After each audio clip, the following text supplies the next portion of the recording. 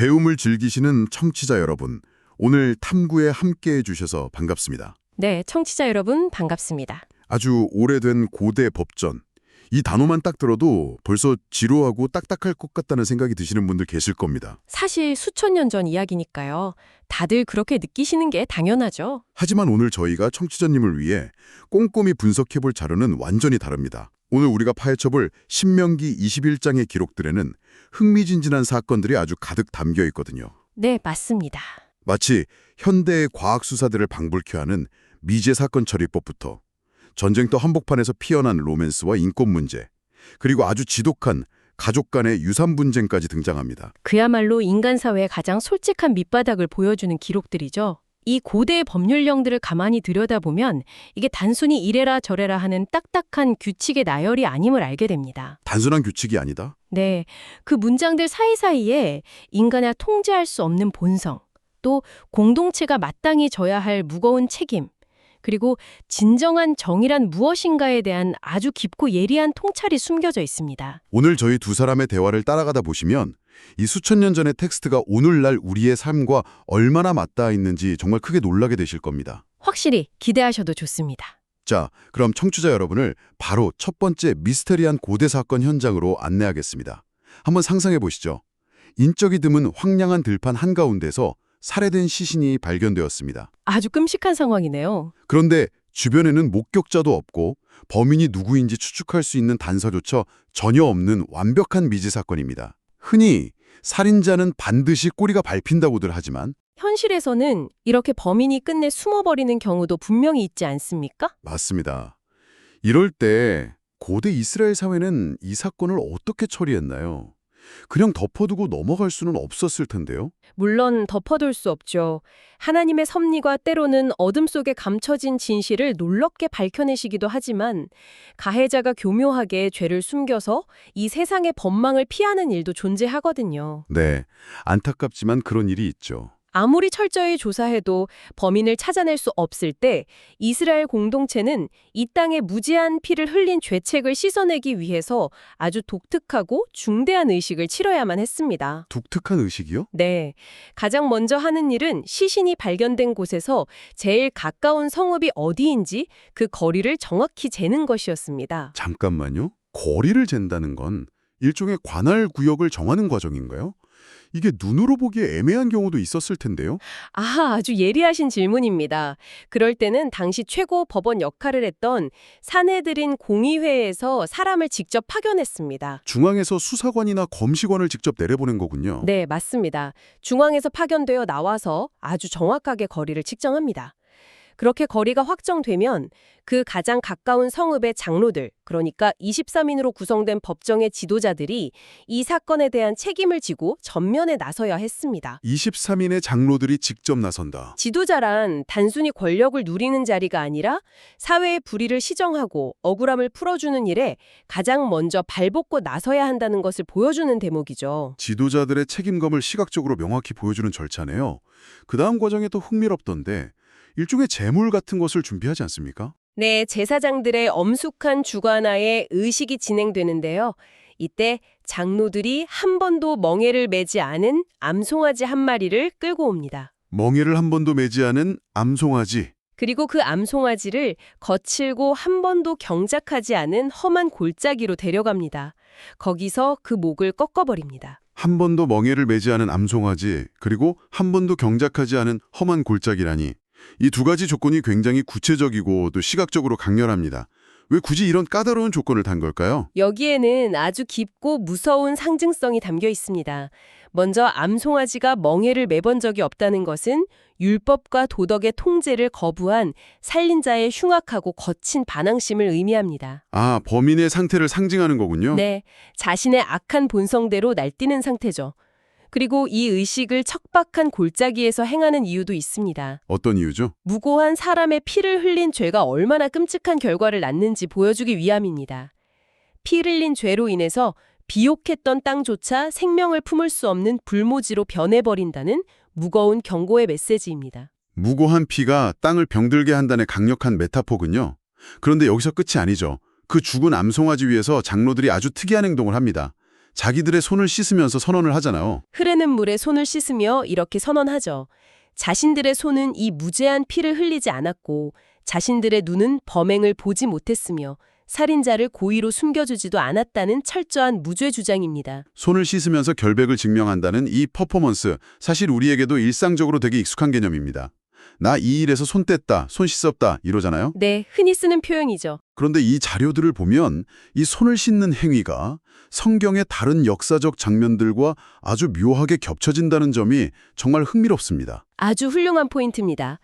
구약의 시편 26장 6절을 보면 다윗이 내가 무죄함으로 손을 씻고 라고 고백하는 장면이 나옵니다. 내가 무죄함으로 손을 씻고. 네. 이것은 하나님 앞에서 자신의 결백을 진실하게 항변하는 아주 긍정적인 사례죠. 하지만 청취자분들께서 더 잘 아실 만한 아주 끔찍하게 악용된 반대 사례도 있습니다. 아하, 누군지 알 것 같습니다. 마태복음 27장 24절을 보면 로마의 총독 빌라도가 예수님을 십자가에 내어주면서 물을 가져다가 손을 씻습니다. 아하, 빌라도의 그 유명한 장면이 이 고대의 규례에서 유래한 행동을 흉내낸 것이었군요. 맞습니다. 이방인이었던 빌라도조차 이 유대인들의 오랜 관습을 알고 이용한 겁니다. 자신은 이 사람의 피에 대하여 무죄하다고 항변했지만 하지만 속은 전혀 결백하지 않았죠. 그렇죠. 무죄한 줄 뻔히 알면서도 자신의 정치적 이익을 위해 불의한 판결을 내린 자가 거칠애로 선을 씻는다고 해서 그 죄가 씻길 리가 없죠. 마음에 결백이 동반되지 않은 의식은 아무 소용이 없다는 것을 극명하게 보여줍니다. 겉모습만 흉내내는 건 의미가 없다는 거네요. 결국 이 암송아지 의식은 범인을 당장 잡지는 못하더라도 공동체 전체가 이 죽음을 결국 가볍게 여기지 않고 끝까지 기억하겠다는 선언입니다. 네. 전도서 3장 15절의 말씀처럼 이 땅에서 교묘하게 숨겨진 죄라도 언젠가 심판의 날에 반드시 드러난다는 두려움을 심어주는 거잖아요. 그렇게 해서 공동체가 타락하지 않도록 지켜주는 강력한 방어막 역할을 한 것 같습니다. 정확합니다. 공동체가 남의 죄에 침묵하거나 방관함으로써 은연중에 공범자가 되는 것을 막기 위한 아주 지혜롭고도 철저한 사법 시스템이었던 셈이죠. 공동체가 알지 못하는 은밀한 범죄에 대해 이렇게까지 철저하게 책임을 묻고 대처했다면 반대로 생각해보면 어떨까요? 모든 폭력이 허용되고 통제할 사람이 아무도 없는 극한의 상황에서는 어땠을까요? 극한의 상황이라면 전쟁터 같은 곳 말씀이신가요? 네, 바로 전쟁터 말입니다. 다음 기록을 보면 고대 사회의 인권 수준을 의심하게 만드는, 아니 놀라게 만드는 아주 특별한 법이 등장합니다. 전쟁터야말로 인간의 가장 야만적인 본성이 가감 없이 드러나는 곳이죠. 사실 고대 사회에서 전쟁포로는 그저 물건이나 전리품 취급에 받았습니다. 마음대로 다뤄도 되는 소유물이었죠. 네, 힘을 가진 승전국의 군인들이 적국의 여성을 자신의 욕망을 채우는 도구로 유린하는 일은 당시에는 너무나 당연한 관행처럼 여겨졌습니다. 하지만 오늘 우리가 살펴보는 이 신명기의 율법은 그런 무자비한 야만성을 철저하게 차단합니다. 저도 이 부분을 읽으면서 정말 놀랬습니다. 군인이 전쟁터에서 적국의 아름다운 포로에게 반해서 아내로 삼고 싶어 할 때 당장 자기 텐트로 데려가서 마음대로 할 수 없게 법으로 막아두었죠. 네, 절대 당장 어떻게 할 수 없습니다.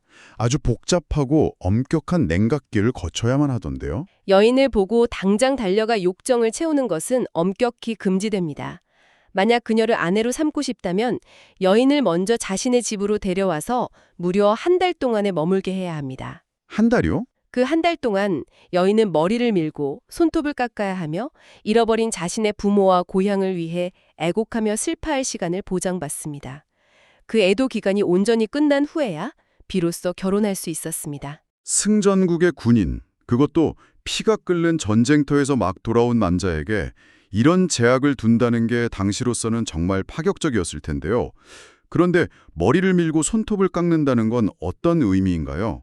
단순히 외적인 아름다움을 망가뜨리려는 건가요?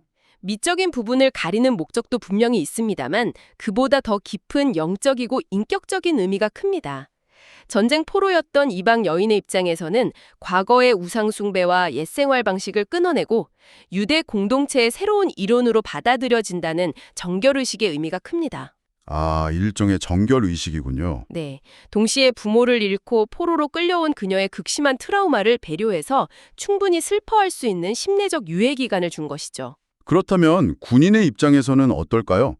예쁜 외모에 반해서 데려왔는데 막상 집에 데려다 놓으니 머리를 빡빡 밀고 손톱은 짧게 꽉 낀 데다 매일같이 눈물만 흘리고 있는 여자를 지켜봐야 하잖아요. 바로 그 한 달의 시간이 군인에게 주어진 완벽한 브레이크, 즉 제동장치입니다. 감정을 식히는 거군요. 맞습니다. 전쟁의 흥분 속에서 외모만 보고 충동적으로 불타올랐던 맹목적인 욕정과 애착을 차분히 가라앉히는 겁니다. 환상이 깨진 상태에서도, 즉 그녀가 가장 볼품없고 슬픔에 빠진 상태에서도 진정으로 이 여인을 아내로 맞아 평생을 책임질 수 있는지 이성적으로 고민하게 만드는 아주 탁월한 심리적 장치입니다. 와, 정말 지혜롭네요. 그런데 만약 한 달 동안 지켜보다가 군인의 마음이 식어서 나 결혼 취소하겠다 이렇게 나오면 어떻게 됩니까? 고대 사회니까 그냥 다른 사람에게 노예로 팔아넘겨도 되지 않았을까요? 이 율법의 가장 위대한 인권 선언이 바로 그 지점에 있습니다.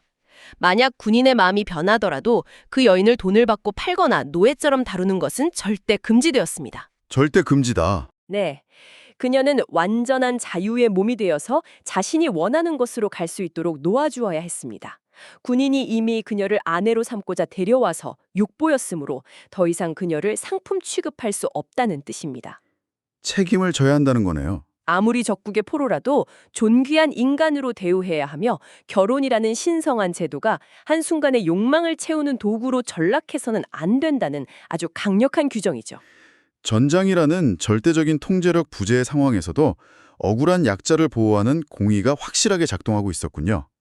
자, 전쟁터의 치열한 법을 살펴봤으니 이제 우리의 가장 일상적인 공간, 가정 안으로 들어가 볼까요? 네, 가정 문제도 만만치 않죠. 가정 안의 갈등, 특히 유산 상속을 둘러싼 장자권, 그리고 폐역한 아들에 대한 율법입니다. 청취자 여러분, 첫 번째 가정 스캔들은 일부 다처제에서 비롯됩니다. 흥미진진한 주제네요. 남편이 두 아내를 두었는데 한 아내는 몹시 사랑하고 다른 한 아내는 눈길도 주지 않는 상황입니다.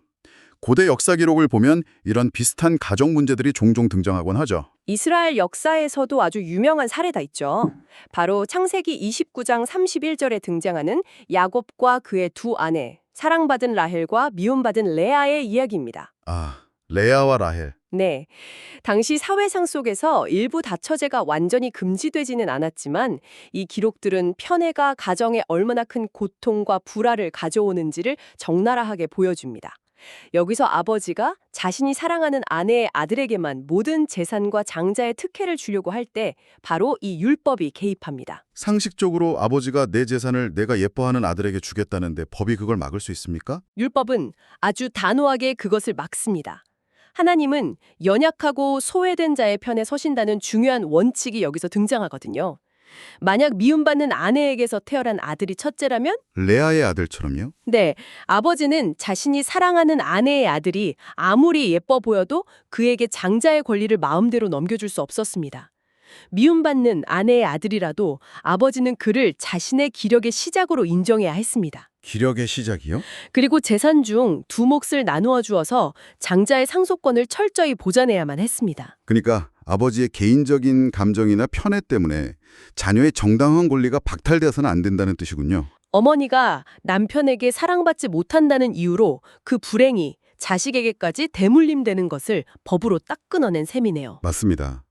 부모의 감정에 휘둘리지 않고 자녀들을 차별 없이 공평하게 대해야 한다는 지혜입니다. 인간의 변덕스러운 마음보다 하나님의 공평한 질서가 가정 내에 우선해야 함을 제대로 보여주는 것이죠. 이렇게 부모의 권리를 엄격하게 제한하면서 자녀를 보호하는 법이 있는 반면 바로 이어지는 기록을 보면 자녀의 의무를 극단적으로 묻는 두 번째 가족 이야기가 나옵니다. 네, 분위기가 확 바뀌죠. 바로 완악하고 폐역한 아들에 대한 처벌 규정인데요. 사실 이 대목을 읽으면서 저는 마음이 굉장히 불편했습니다. 현대의 관점에서는 굉장히 충격적이고 가혹하게 느껴질 수 있는 대목이죠. 저도 이해합니다. 하지만 이 율법이 지목하는 대상은 단순히 사춘기 반항을 엮거나 말대꾸를 하는 어린아이가 아닙니다. 단순한 반항이 아니다. 율법의 기록을 자세히 뜯어보면 부모의 거듭된 징계와 가르침을 완전히 경멸하고 가산을 탕진하며 알코올 중독에 빠져 폭력을 휘두르는 방탕한 성인 자식을 의미합니다. 아, 다 큰 성인이군요. 네. 사람이 술에 취하고 방탕에 빠지면 기본적인 도덕과 부모 공경의 선을 완전히 넘어버리게 되거든요. 구제불능의 상태를 말하는 겁니다. 아무리 그렇다 해도 부모가 직접 그 자식을 성읍 장로들에게 끌고 가서 우리 자식은 완악하고 폐역하여 방탕하며 술에 잠긴 자입니다. 이렇게 고발해야 한다는 건 너무 잔인한 일 아닙니까? 부모 입장에선 참담하죠. 게다가 판결이 내려지면 성읍 사람들이 그를 돌로 쳐 죽이게 되어 있잖아요. 세상에 어떤 부모가 자기 손으로 자식을 사형장으로 끌고 간단 말입니까? 정말 뼈를 갖고 피눈물을 흘리는 처더런 순간이었을 겁니다. 하지만 이 극단적인 조치가 담고 있는 의미를 생각해야 합니다. 이런 패역한 아들은 단지 한 가정의 골칫거리가 아닙니다. 그럼요. 사회 전체의 도덕적 기반을 무너뜨리고 끔찍한 범죄로 나아갈 잠재적 시한폭탄과 같았습니다. 아, 썩은 살을 도려내지 않으면 온몸이 썩어 들어가는 것과 같은 이치군요. 바로 그겁니다. 혈육을 향한 부모의 본능적인 맹목적 사랑조차도 공동체의 거룩함을 지키려는 하나님의 정의 앞에서는 삼켜져야 했던 엄중한 순간입니다. 부모의 권위가 곧 하나님으로부터 온 것임을 선언함과 동시에 권위를 세우는 거군요. 네, 이 공개적인 사형 집행을 통해서 당시 이스라엘 사회의 젊은이들에게 범죄와 방탕함의 끝이 무엇인지 어마어마한 경각심을 심어주는 궁극적인 억제책이었습니다. 개인의 감정이나 가족의 사사로운 정보다 공동체 전체가 타락으로 빠지지 않도록 질서를 유지하는 것이 고대 사회에서는 생존과 직결된 문제였음을 뼈저리게 느끼게 됩니다. 네, 공동체의 생존이 걸린 문제였죠. 자, 이렇게 무겁고 엄중한 사형수 이야기를 하다 보니 자연스럽게 오늘 탐구의 마지막 주제이자 가장 결정적인 깨달음이 숨어있는 부분으로 넘어오게 되네요. 아, 드디어 그 부분인가요? 네, 바로 나무에 달린 자에 대한 규례입니다. 중재인을 돌로 쳐 죽인 후 그 시신을 대중에게 경고하기 위해 나무에 매달아두는 처벌 방식입니다. 그런데 율법은 여기서 아주 이상하고도 첨예한 단서를 하나 딱 붙입니다. 단서요? 시체를 밤새도록 나무에 매달아두지 말고 반드시 그날 해가 지기 전에 내려서 장사를 지내라는 명령이죠. 어차피 사람들에게 경고할 목적이라면 며칠씩 높이 매달아두는 게 훨씬 더 효과적이지 않나요? 왜 굳이 해가 지기 전이라는 시간 제한을 둔 걸까요? 여기에는 크게 두 가지 차원의 이유가 있습니다. 첫째는 형벌의 한계를 명확히 정해주시는 하나님의 관대함입니다. 아무리 끔찍한 죄를 지어 사형당한 죄인일지라도 죽은 뒤에 육신까지 끝없이 모욕하고 훼손하는 것은 그건 너무 가혹하다. 네, 인간의 존엄성을 파괴하는 일이기 때문에 금지하셨습니다. 그리고 둘째가 더 핵심인데요. 나무에 달렸다는 것은 단순한 사형을 넘어 하나님께 저주를 받았다는 가장 극악한 치욕의 상징이었습니다. 하나님께 저주를 받았다. 하늘과 땅 그 어디에도 속하지 못하고 버림받았다는 의미죠. 그런 저주받은 시신이 밤이 되도록 매달려 있으면 하나님이 거룩하게 구별하신 이스라엘 땅 전체가 영적으로 오염된다고 보았기 때문에 당일에 반드시 땅에 묻어야 했습니다. 아, 나무에 매달린 자, 그리고 저주. 해가 지기 전에 시신을 내리는 것. 전문가님, 저는 지금 이 장면들을 머릿속으로 그리다 보니까 신약 성경의 가장 중요하고 웅장한 사건과 완벽하게 겹쳐 보입니다. 이것이 우연은 아니겠죠? 결코 우연이 아닙니다. 이 오래된 형벌 규례가 수백 년이 지나서 기독교 세계관을 관통하는 가장 핵심적인 메타코로 완성됩니다. 신약의 갈라디아서 3장 13절을 보면 사도 바울이 바로 이 신명기의 율법을 인용하면서 예수 그리스도의 십자가 사건을 설명합니다. 그리스도께서 십자가라는 나무에 매달리신 사건 말이죠. 그렇습니다. 죄가 없으신 예수 그리스도께서 인류의 모든 죄와 타락을 짊어지시고 스스로 이 구약 율법이 말하는 나무에 매달린 자의 위치, 즉 철저히 저주받은 자의 자리로 내려가신 거군요. 네, 우리를 대신해서 그 끔찍한 율법의 저주를 한 몸에 받아내신 위대한 대속의 사건이죠. 게다가 복음서의 기록을 보면 예수님이 십자가에서 숨을 거두신 후 안식일이 다가온다는 이유로 저녁이 되기 전, 즉 해가 지기 전에 서둘러 시신을 십자가에서 내려 무덤에 묻잖아요. 완벽하게 일치하죠. 고대 이스라엘의 이 작은 법 조항 하나하나가 수백 년 뒤 그리스도의 죽음과 장사 지냄에서 그야말로 글자 하나 틀리지 않고 완벽하게 성취되었네요. 맞습니다. 고대 이스라엘 땅이 저주받은 시신을 해가 지기 전에 묻음으로써 정결함을 유지할 수 있었던 것처럼 온갖 저주를 홀로 감당하시고 십자가 나무에서 내려져 무덤에 묻히신 그리스도의 온전한 희생 덕분에 온 인류와 교회가 깨끗하게 된 거군요. 네, 온 인류와 교회가 영원히 깨끗하게 씻음을 받았습니다. 가장 참혹하고 두려웠던 고대의 형벌 규례가 신약에 와서 가장 위대한 구원과 측량할 수 없는 사랑의 이야기로 뒤덮이는 문헌적으로나 신학적으로나 엄청난 전율을 주는 하이라이트입니다. 와, 이렇게 끝까지 연결해 보니까 그저 낯설고 무섭게만 느껴졌던 고대의 법전들이 완전히 다른 무게로 다가옵니다. 자, 오늘 저희가 이 긴 시간 동안 함께 나눈 탐구의 여정을 잠깐 되짚어 볼까요? 네, 아주 다양한 이야기를 나눴죠. 우리는 들판에 남겨진 시신 앞에서 공동체의 연대 책임을 묻는 암송아지 의식을 보았습니다. 또 힘의 논리만이 지배하는 전쟁터에서도 포로된 여성의 최소한의 존엄을 지켜주었던 인권의 법을 확인했고요. 그리고 가정 안에서는 부모의 편애를 막아 약자를 보호하는 공평한 상속법을 살펴봤습니다. 네, 그리고 공동체의 붕괴를 막기 위해 눈물을 머금고 끊어내야 했던 패역한 아들에 대한 가혹한 처벌을 다루었죠. 마지막으로 그 모든 엄격한 저주와 처벌의 율법들이 어떻게 십자가 나무에 달리신 그리스도의 구속사건이라는 웅장한 결론으로 모아지는지 그 신비로운 연결고리까지 살펴보았습니다. 정말 놀라운 여정이었습니다. 겉보기에는 차갑고 답답한 규칙들 같지만 그 깊은 기저에는 생명에 대한 경외, 약자와 억울한 자를 향한 섬세한 배려, 그리고 인간의 죄성을 꿰뚫어보는 놀라운 지혜가 맥박치고 있었습니다. 청취자 여러분, 오늘 우리가 깊이 다이빙해서 건져올린 이 이야기들이 여러분의 일상에도 작은 울림을 주었기를 바랍니다. 우리 삶 속에서도 겉으로는 납득하기 어렵고 너무 과혹해 보이는 상황이나 규칙들을 마주할 때가 있습니다. 살다 보면 그런 순간이 꼭 오죠. 하지만 그 불편한 표면 아래에 숨겨진 더 큰 그림, 왜 이런 일이 일어나는가, 이 안에 어떤 본질적인 사랑과 질서가 담겨 있는가를 찾아내는 통찰력을 얻으셨다면 오늘의 탐구는 대성공입니다. 수천 년 전의 텍스트가 단순한 화석 같은 과거의 유물이 아니라는 걸 증명한 셈이죠. 오늘날 우리가 세상을 바라보고 해석하는 렌즈를 얼마나 더 선명하게 닦아주는지 다시 한번 깨닫는 시간이었습니다. 자, 이제 쉴 새 없이 달려온 오늘의 대화를 마무리하면서 청취자 러너분이 혼자 조용히 생각해 보실 만한 조금 도발적인 질문을 하나 던져드리려 합니다. 네, 어떤 질문인가요? 오늘 우리는 고대의 법정에 서서 인간의 죄와 책임에 대해 이야기했습니다. 그런데 만약 여러분 자신이 범인이 밝혀지지 않은 미제살인 사건의 유일한 목격자라면 어떨까요? 진실을 밝히는 순간 겪게 될 수많은 귀찮음과 위험 앞에서 장로들처럼 책임을 지고 나설 수 있을까요? 정말 고민되는 순간이겠네요. 혹은 전쟁터에서 포로를 차지한 승전국의 군인처럼 그 누구도 여러분의 행동을 제어하거나 처벌할 수 없는 절대적인 힘의 우위에 서게 된다면요.